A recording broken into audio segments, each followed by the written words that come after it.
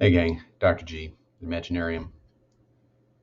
So 2023 saw the loss of a lot of life in in terms of mental illness. 50,000 people took their own lives last year, more than any other year on record. Depression rates back in 2015 were 19.6%, which is very high. It's now 29% as of last year. The Surgeon General has released a report on this saying that mental health is the defining health crisis of our time, and I couldn't agree more. What they've not been discussing though is that this is not really a new trend. The ever increasing rates of depression, self-harm, addiction, anxiety.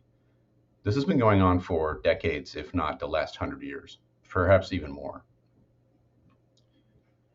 What you'll see discussed in the media about this by the Surgeon General, by the government, by various organizations is, I think, valid questions like, what are we going to do about this? What is our response going to be? How are we going to get these people the help they need? President Biden, for example, mentioned that there is a high percentage of people that have mental health problems that can't get access to the help they need. And these are serious problems. But honestly, I think we need to go deeper here, because the question to me is, why is this happening to us? Now, here's something to think about. When you compare modern Western industrialized nations like ours with hunter-gatherer societies, and I know I bring that up a lot on this channel because I think it's so illustrative. Now, it is difficult to compare cultures in this manner, but nevertheless, we still do have some data on this from anthropologists and psychologists. And it seems that the best available data that we have right now suggests that depression is largely unknown in hunter-gatherer societies. Yet we have ever soaring rates of it. So why? What's going on here?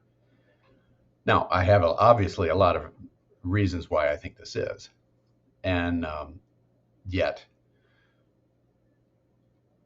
as we tackle this issue, this is the thing I want you to think about. I want you to think about, amid all these discussions about how are we going to get these people the healthcare they need, yes, I want you to be thinking too about what are the root causes of this. Now, I think that the imagination, which is what I, of course, have based my entire channel around, is going to be the only solution to this.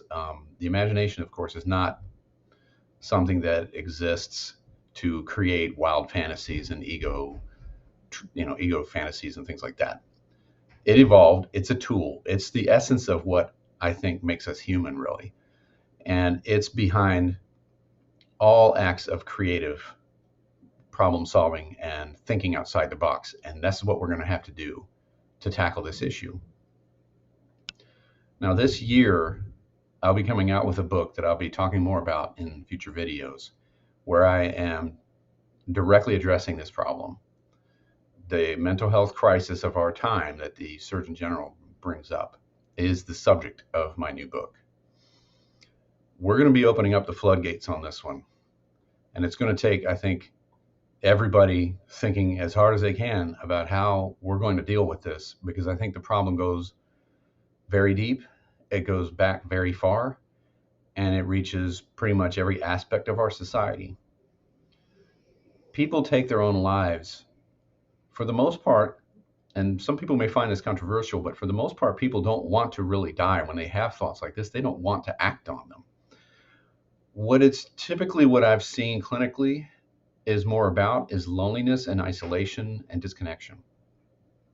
That is also what you see that drives addictions, which we have in abundance in our culture. It's also what drives severe anxiety. It's a major, major problem. And I think that the reason that we have so much disconnection right now has many, many sources, and it's going to take all the neurons we can muster to solve the problem. So, are you ready?